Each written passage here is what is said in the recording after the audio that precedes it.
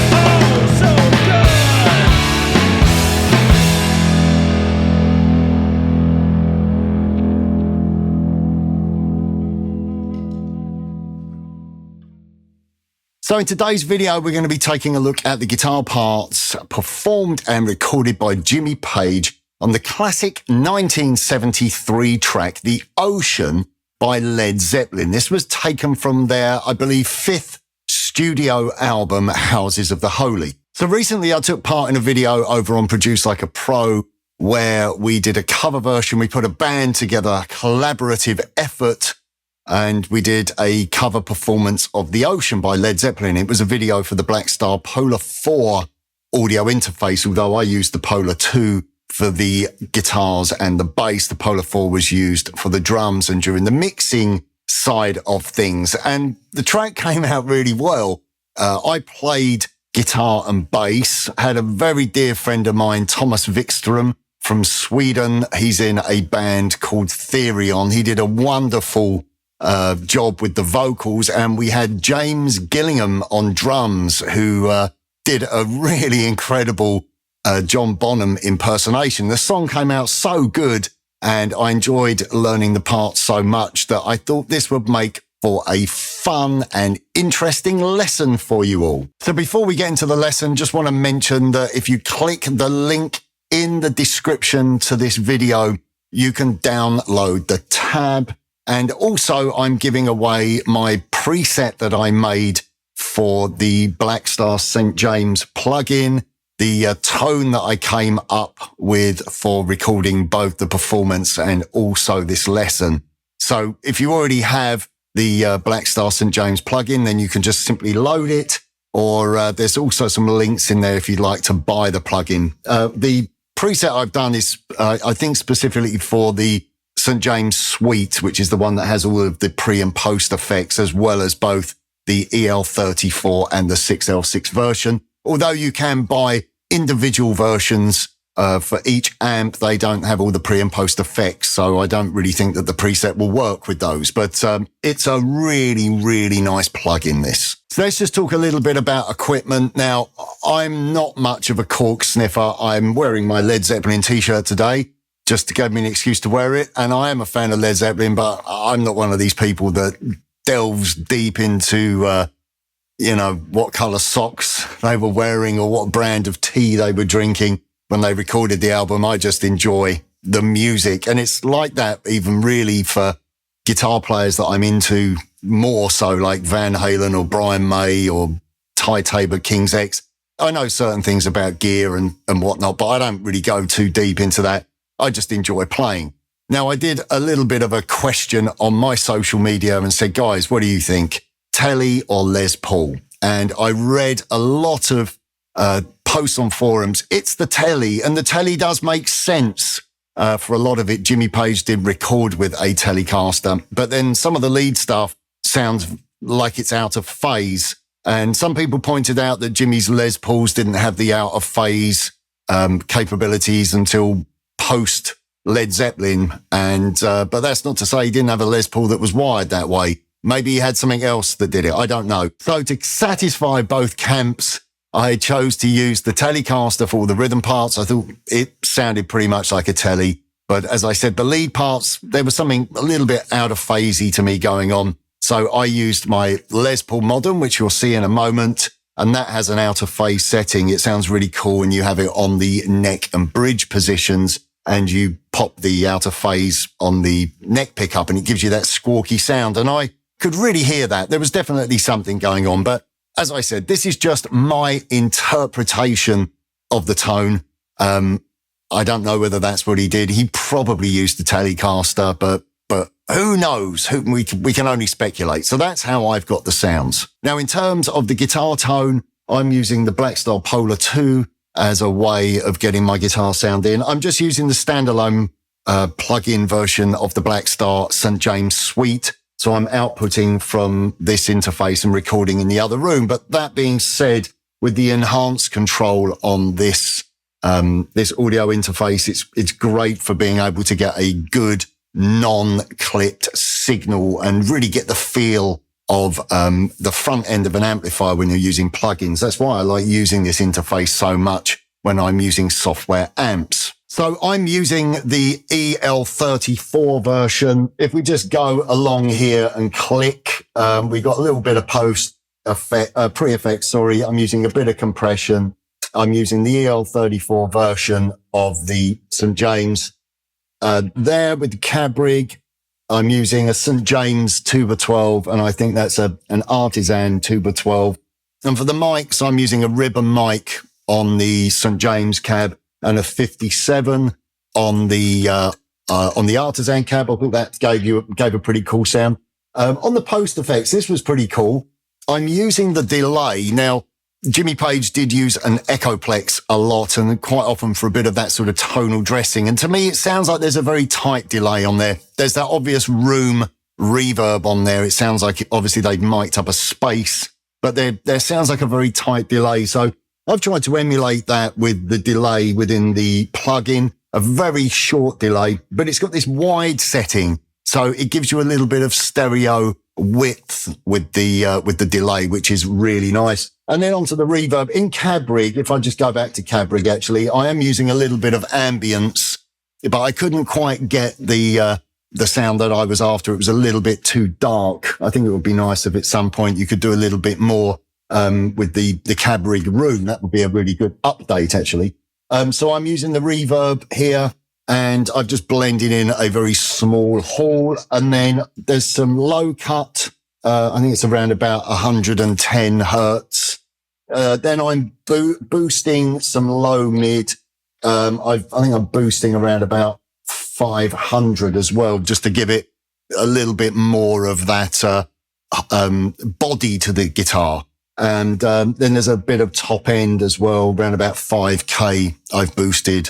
Trying to remember because I haven't got my glasses on, so I can't see. And then a bit of high cut as well, just to, so it's not too bright and spiky. So it's an interpretation. I'm obviously, I'm not Jimmy Page and I'm not using the same gear as him, but I've just tried to emulate it to a point. And as I said, you can download this preset. And as mentioned for the guitar, I'm using my most prized possession. Well, one of them. This is a 1960 Fender Telecaster, kind of very Jimmy Page-esque in its appearance, as well as its sound. This is a pre-CBS Tele that I've owned for about 20 years now, 22 years. I bought this in America a long time ago.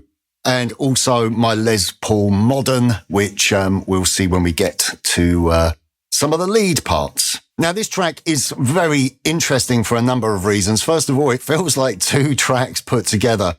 We have that big, ballsy, bluesy riff with lots of space, that riff style that we so associate with Jimmy Page. He's such an iconic master of riff composition. And also, it's a great platform for John Bonham's drumming. It's just got such a big, bombastic sound about it. And it's that sort of blues rock sound that we associate with Led Zeppelin.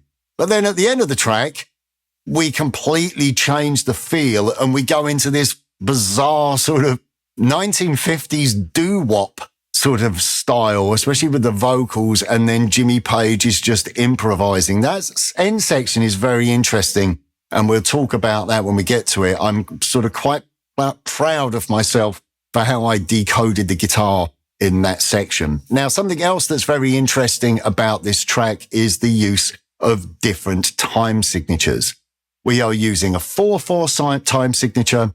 We are using a 7/8 time signature. And for the doo-wop outro, we are in 12/8. So quite a lot going on. So it's going to be quite demanding if you are new to playing and if you find time signatures a little bit difficult to grasp or to understand. So I'm going to do my best to help you to understand what's going on when it comes to being able to count. Okay, so let's jump into our first riff. And the way that I've done this is that I've just organized the transcription into different examples. I haven't tabbed out the whole song.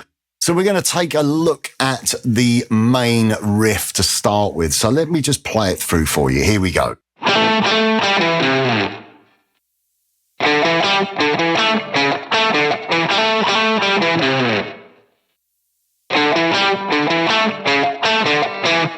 Okay, so the main riff is quite troublesome in the way that you count it. It's a bar of 4/4 followed by a bar of 7/8.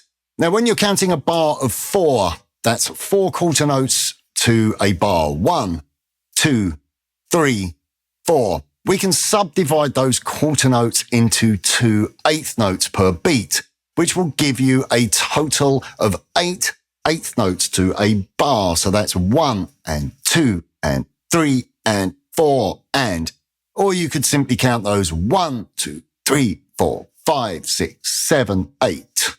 Now the 7/8 bar is going to be pretty much the same as that, minus an eighth note.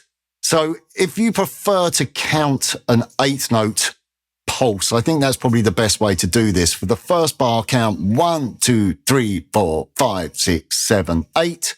And for the second bar, 1, 2, 3, 4, 5, 6, 7. 1, 2, 3, 4, 5, 6, 7, 8. 1, 2, 3, 4, 5, 6, 7. That is how you should count it. So the 7/8 bar is basically the same as the previous bar, but it's an eighth note short. It would be the same as counting 1 and 2 and 3 and 4 and 1 and 2 and 3 and 4. 1 and 2, which is a little bit harder to count. So I would suggest that you count it with eighth notes. So the riff itself is based predominantly around the A minor pentatonic. You've got these fast hammers from 5 to 7 on the D. And then 5 on the D, 7 on the A, and then 8 on the low E with your little finger. Put that together. Then you're going to play 5 to 7 on the A, 5 on the D, and then 5, 7 on the A, and then sort of bar your finger across or drop your finger down to play 7 on the D string. So you get... And then we drop down to a major third and we play the major third on the 4th fret of the A, and then up to the root on the D, and then to the 5th fret of the A, and then the 7th fret. So playing it slowly.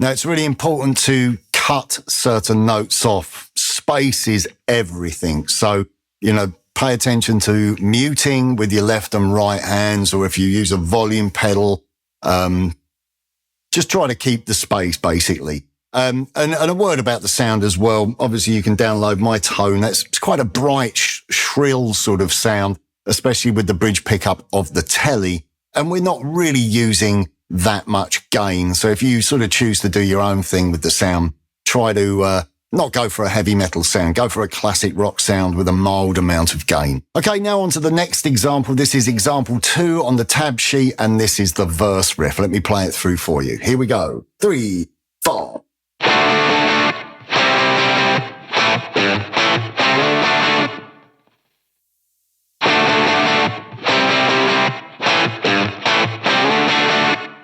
Okay, so again, lots of space. We're just in 4/4 here. We're playing a D major. So it's 4 strums, down, up, and then another 4 strums on a C major, but we come in on the and. So 1 E and 2 and 3 E. Okay, so you're not playing on the downbeat with that C chord as you are with the D chord. So rest, and then so put that in time. Then we have an A major to a G note on the 3rd fret E with a little quarter tone bend. And then you're going to play the C chord, strike it, slide up to D, and then a down, up on the D chord. So that's a pretty straightforward section in terms of the construction of it. But once again, it's all down to the performance, making sure that you really observe the space. And I would suggest using alternate strumming for that as well. Don't try and do it with down strums. It's got a little bit more of a laid back feel about it.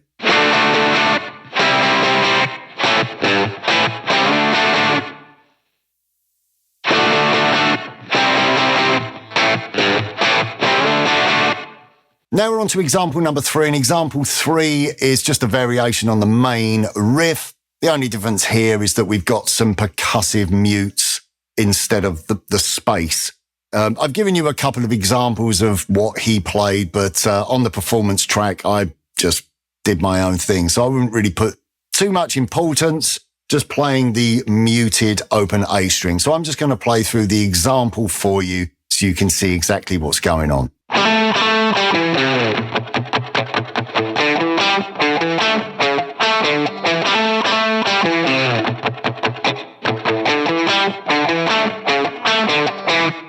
Okay, so there all you're doing is just muting the A string, keeping 16th notes or 16th note and 8th note combinations. Just watch your muting. It doesn't really matter what string you play it on, whether it's the A string or the D string, but just make sure that you mute it so that you don't get any rogue open string tones bleeding in. It's all about the sort of percussive rhythmic feel and filling in the gaps where beforehand, when we played that riff, we had space. Now let's take a look at example 4, and this is the chord riff from the verse, but this is another variation that we hear appear during the second verse. And again, this happens at various points. Like I said, I've just broken these down into short examples to make it a little bit faster to teach, as well as a little bit easier for you to digest. So this time we're going to be doing exactly the same thing with the D, the C, and the A major. And then, but then we have an F major over C triad. So he's implying D minor 7th, and you're just playing the 10th fret of the D, G, and B string. So just a slight variation on the riff. Let's put it into context. Here we go. 3, 4.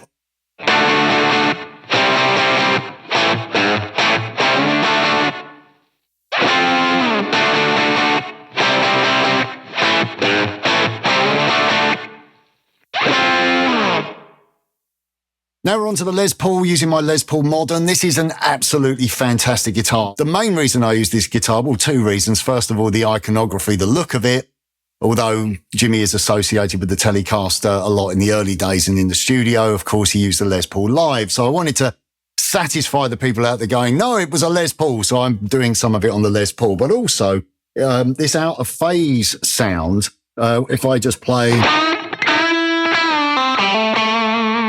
It's got that squawky sound about it. So it really worked. Whether or not he did this, I don't know, but this is how I've gone about it. So we're going to take a look at the first solo. This is example number 5. I hope it's number 5. I just realized that I've messed up all my example numbers on the tab. So forgive me if they're wrong when it comes to editing the video.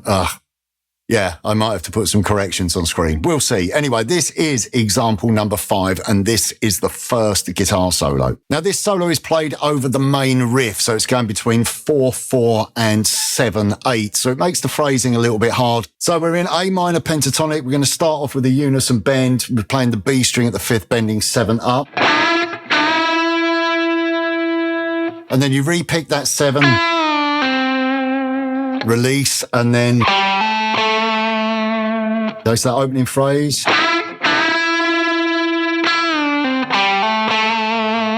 Okay, then we have this little barring lick. That's an interesting figure, that. Hammering on there on the 5 to 7 on the A. Barring across 5 on the D and the G. Back to 5. And up to 7 on the D. Okay, the next lick, we sort of copy the phrasing of that previous lick and we go sliding up into shape 2 of the A minor pentatonic. Slide from the 7 to 9 with your second finger. Okay, then we have a little sort of wolf whistle impersonation. I just written those as mutes as their approximate pitches. And then we go... up to shape 4 of the A minor pentatonic. So let's just put that first portion together. Here we go.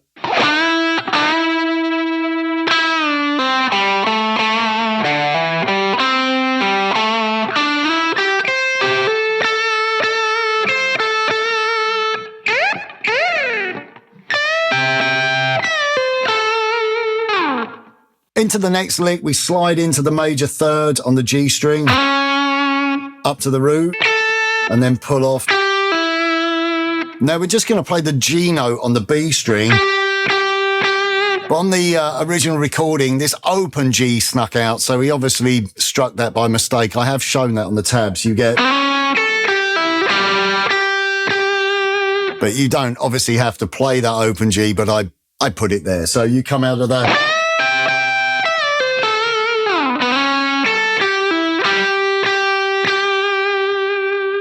Then we have this lick.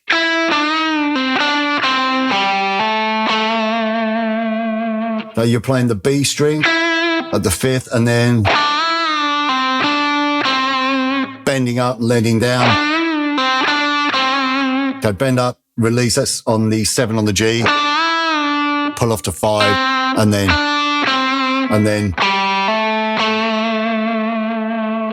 Okay, following on from that, we have the, we referenced one of the earlier licks, which is this. That's one of the licks I played a little bit wrong, a little bit different in my performance. So just look out for that. So you come out of that.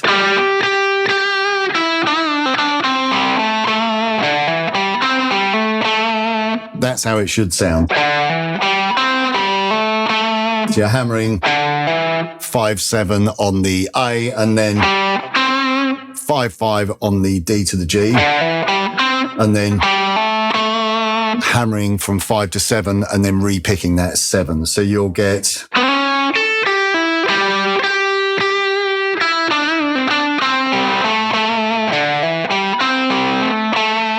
And then we have these double stops. Okay, he's just playing the G and the B on the 5th fret and pedaling between the double stop and the root note on the D string. So you go... And then we're going to slide up and reference that shape 2 lick again. Okay, sliding into that 9th fret of the G. And then hammer on and re-pick. And then to conclude, we're up at shape 4, A minor pentatonic, and we're just doing a double stop bend. Like so. So if we put that end section together.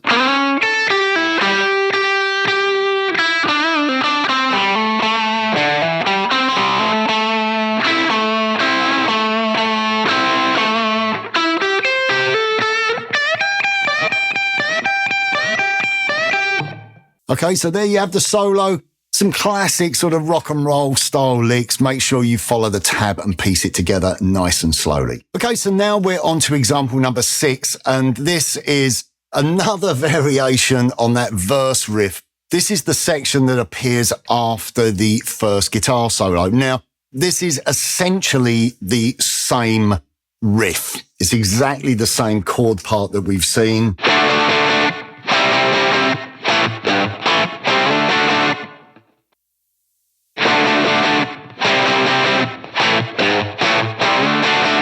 Now, as I said, that riff is exactly the same as you've seen it previously, but to be able to get out of that riff into that vocal breakdown section, which is the na, na, na, na, na, na section, you're going to have to tag on the little climbing riff in 7. So that's the only difference. So it's a little bit tricky to get out of that. I'm just going to repeat round the riff a couple of times and then tag that on the end so you can hear exactly what I mean.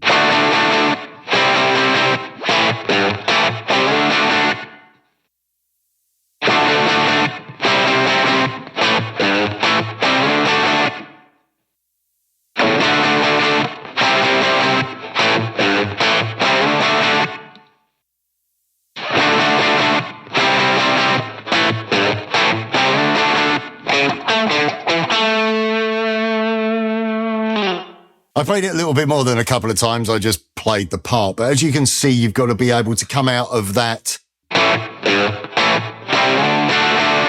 section and then straight into a bar of 7. And then hold that A root note. There is another guitar part. There's actually a few other guitar parts going on during that section that we will look at. But in case you wanted to go back to that riff and stick with that riff, that just shows you how to get out of it into that vocal breakdown. Okay, so we're back on the Les Paul, for example, 7. Now, this is the section that follows the first guitar solo, and this is essentially the main sort of verse riff. Now, watching the live performance, Jimmy was playing this in a variety of different places, and listening to the recording, it's clearly tracked. It sounds very layered. You have the obvious first riff. That's over in one side, but then we have this other sort of very tracked, full-sounding guitar riff that's sort of middle and over a little bit. And when I listened to it, it was really hard to hear exactly what was going on, apart from one guitar, which is this first example, where you could clearly hear he's adding a 7th on the top of the chord. Now, live, he's playing these 7th chords in different positions, which led me to believe, he's just picking out different layers, if you like, and playing them live. And then he was going on the live video, there was like that, and he was again playing that in different places. But on the original recording, that little figure is clearly being played by 2 guitars, one guitar going and the other guitar playing the lower one. It's too defined. It doesn't have the sound of you can hear the strike on the individual notes. So what I've come up with, the first example, which is, let me look, what example is that? This is example number 7. This is the guitar which has the 7th in the top. This was the one that was really audible. So you're playing a D7, then a C7, then this little, and then we just have a little slide on the top string again. I've notated that with muted notes because it's an approximate pitch. So let's just put that riff together. That riff just repeats. Here we go. I'll play it through a couple of times.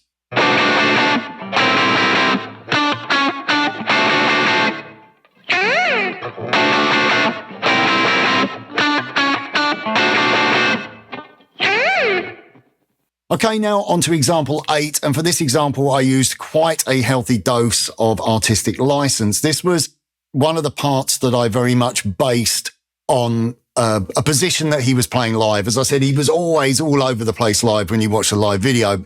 Listening to the recording, the other example with the flat 7 in the top was very audible, but the other guitars weren't that audible. So I just took one of the positions that he played live and used that just to fill it out. So we're just playing a D7 with the C in the bass, and then dropping down to a C7 with the B flat in the bass. And then you're handling the lower portion of the harmony, that. Okay. And then back up to the, and then we have a different slide. I did that on the B string, but again, you can clearly hear that there's multiple guitars going on. There may even be more guitars. I don't know, but I did it with 2 parts. And as I said, these positions, you do see Jimmy Page play them in the live rendition. And sometimes he's here, sometimes he's here. He's playing it all over, which leads me to believe that part's probably very stacked. And he was just jumping between the different layers when he performed it live. Okay, so let's just play through that example. Here we go.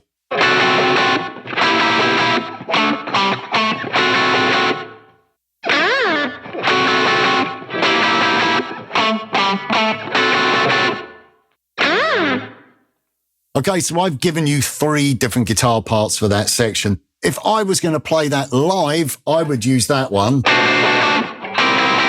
And then I'd take that little figure played on those 2 examples we just looked at and put them together. So I'd go 7, 6, 7 on the G and 7, 5, 7 on the D. So you get...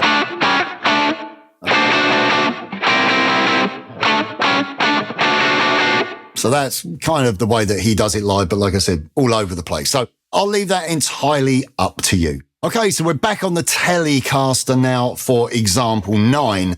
And this is the rhythm guitar section for the doo-wop part at the end. Now, the first thing to notice is that we have a swing feel. We are in 12/8, so that's 1, 2, 3, 4. 1, 2, 3, 1, 2, 3, 1, 2, 3, 1, 2, 3. So it's like a triplet feel. The whole kind of feel of the track shifts, including the way the riffs that are being played and the drum groove and the vocals as well. We have this doo-wop, ba-dee-dee-dee-dee sort of 1950s doo-wop style vocal, which my friend Thomas, I thought, did an amazing job coming up with that sort of vocal improvisation. Okay, so the guitar part for this section was quite difficult, and I really did procrastinate and worry about this part for a while. At first, just listening to the track, I thought it was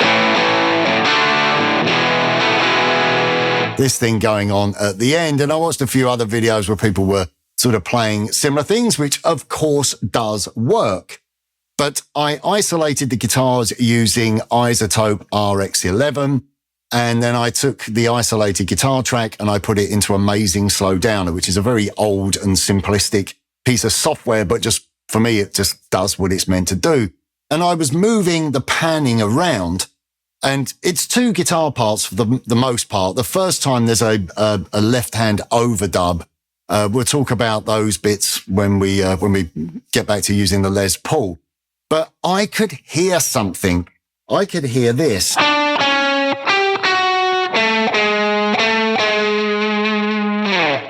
And I watched the video of Jimmy Page, and first of all, the position in which he was playing the first series of chords, which is just triplets on a D triad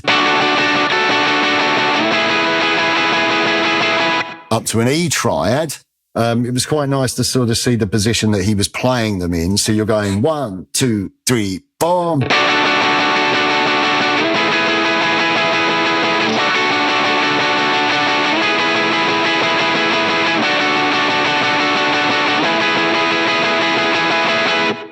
Then there's this little breakdown, and as I said, I could hear this.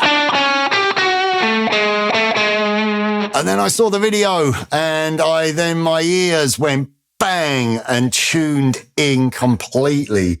Jimmy Page does this.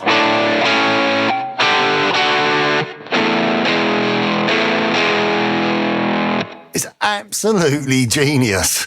As I said, I thought it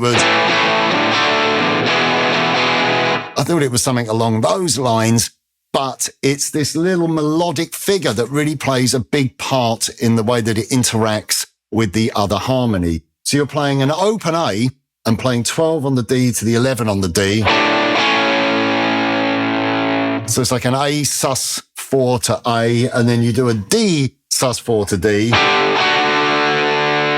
and then it's E sus4. And you repeat that twice. That is exactly how he plays it.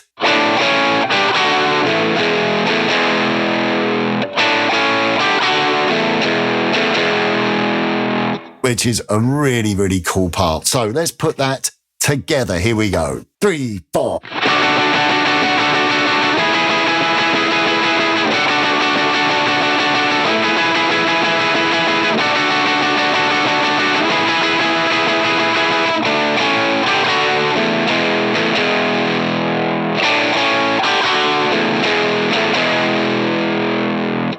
Okay, so now we're going to take a look at example number 10, and this is the final solo. And the final solo is kind of the tricky part of the track. This is during that section that kind of 50s doo-wop style section that's in 12/8. And this section, although there is some structure to the solo, particularly the last round of the solo, that bit is very composed. The rest of it is very improvised. Imagine taking a rubber ball and throwing it down a staircase and then trying to do the same thing again and making it bounce in exactly the same way. That's what I liken this solo to. The phrasing is all over the place. Now, when I performed it, I did play it very much in the ballpark. Some of the licks, the phrasing might be a little bit different, as I explained. When I did it, I sort of just did it and didn't really intend to do a lesson, and then afterwards thought, this would be good. Let's transcribe it. Or I played that lick, the timing a bit differently, but it's 98% the same. So if I hadn't said anything, you probably wouldn't even notice it's that close. But I would urge you just to use the transcription as a little bit of a guide when you are playing through this, and just, try and get the licks down, but try and get the kind of essence and the general sort of vibe. Now, in terms of the scales, it's based predominantly around the D major pentatonic, although on occasions we jump into D minor and sometimes E minor, whilst the last portion is based around a D major and an E major arpeggio figure. To make it easy, let's just go through it 4 bars at a time. We're going to start off with this figure.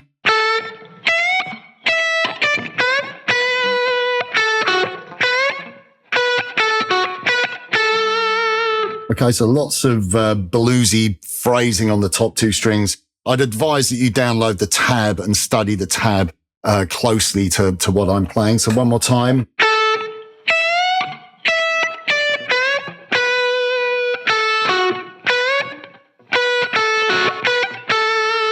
Then we have this little and then, and we finish off with a rake across a D major triad at the top. So let me just play through that 4-bar portion for you. Here we go.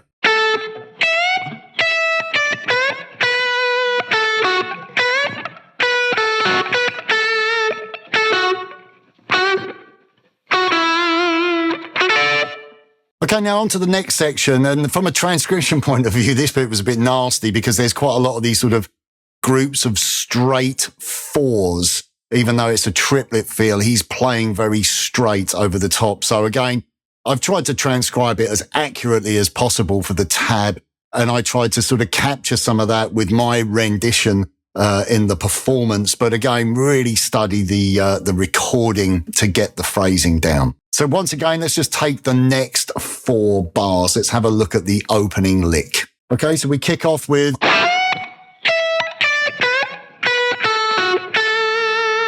Okay, one more time.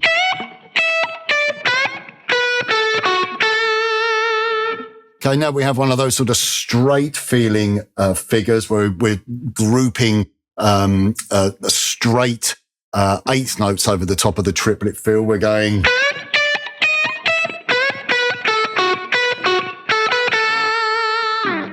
So let's just play those first 2 bars.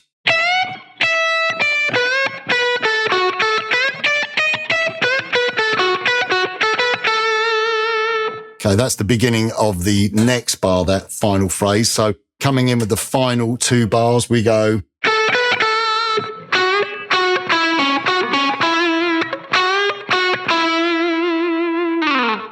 Okay, let's put the 4 bars together now. So this is the final 4 bars of the first section of the solo. Here we go.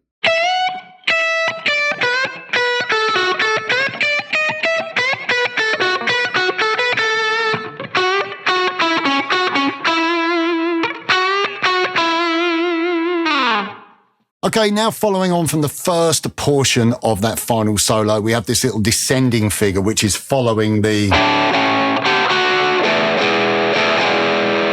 It's following that riff. In terms of the fingerings, I've sort of come up with what I feel are logical fingerings to play based on the position that we're in.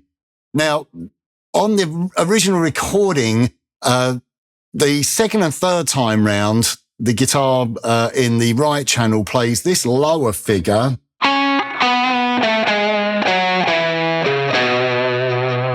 Okay, that's the first lick. And then we have...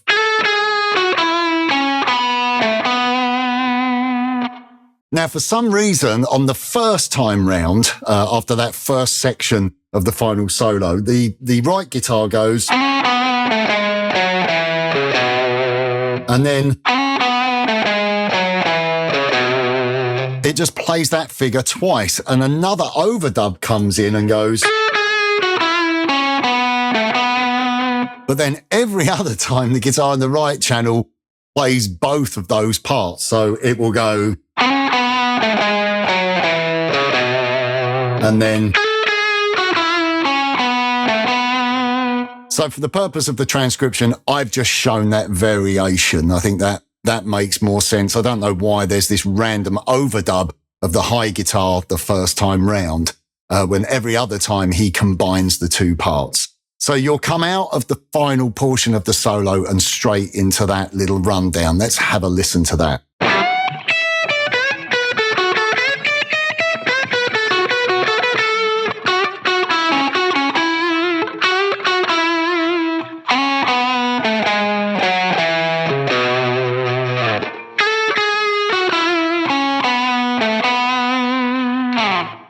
Okay, now at the end of that final rundown,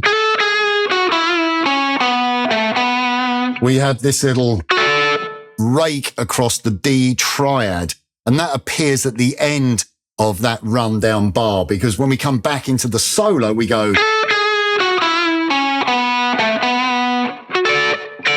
and you start off by playing the top two strings. So you kind of preempt that by raking across that little D major triad. So let's just take a look at the next four bars, and we'll start off by playing through the first two bars of the second section of the final solo. All sounds a bit confusing, but once you follow the tab along with what I'm playing in the lesson, it will make a lot more sense. Basically, you have 4 bars of solo, then you have the little figure, 4 bars of solo, little figure, and so on.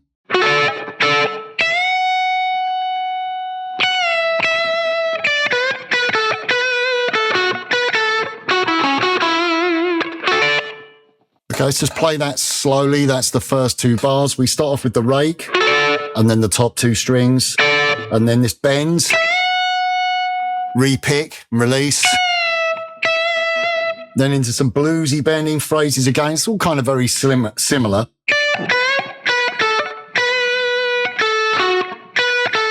And then one of those groups of 4. And then we start the next phrase by raking in again. So we go across that D major triad. So, and you target that top E string at the 10th fret at the beginning of the final 2 bars of that section of the solo. So one more time, slowly, here we go.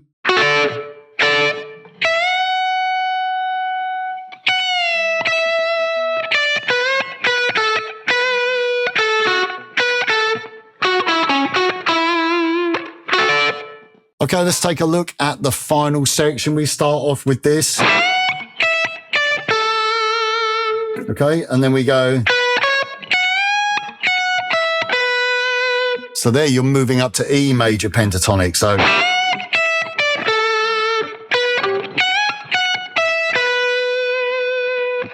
Okay, now on to the closing couple of licks. The first one is in E minor. We go. And then we have this little sort of D sus to D major figure.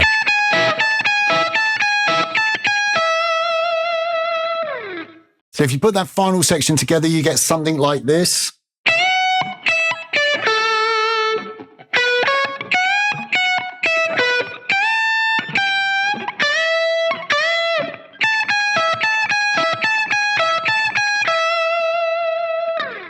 Okay, following on from that second section of the solo, once again, we have that little melodic rundown figure starting off.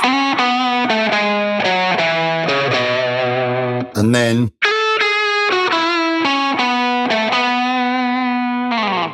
Okay, now we're into the final portion of the solo, and this is the most sort of structured portion of it. We have 2 arpeggios based around the top 4 strings. So you have this. And then that's the D major figure.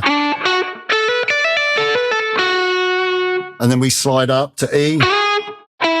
And then and slide back down. And it just repeats. So if you put it together, you get.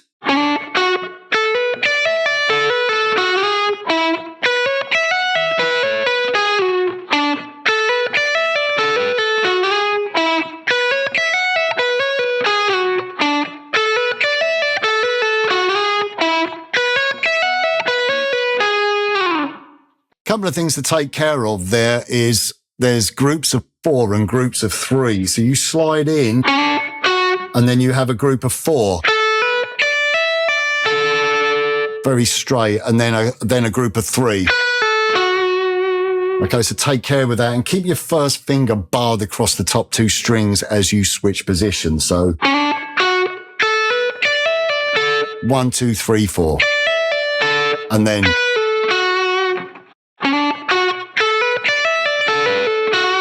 So you have that 1, 2, 3, 4. 1, 2, 3, 4. And then 3.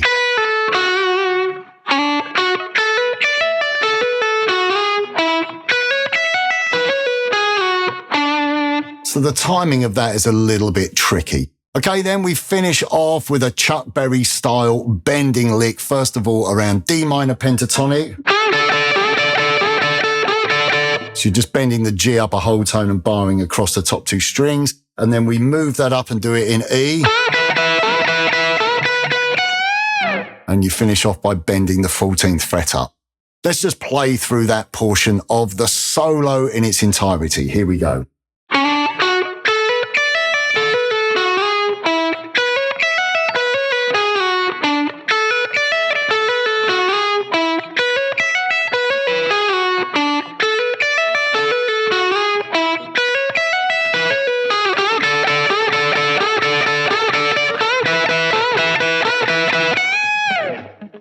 And then we just conclude with that melodic figure.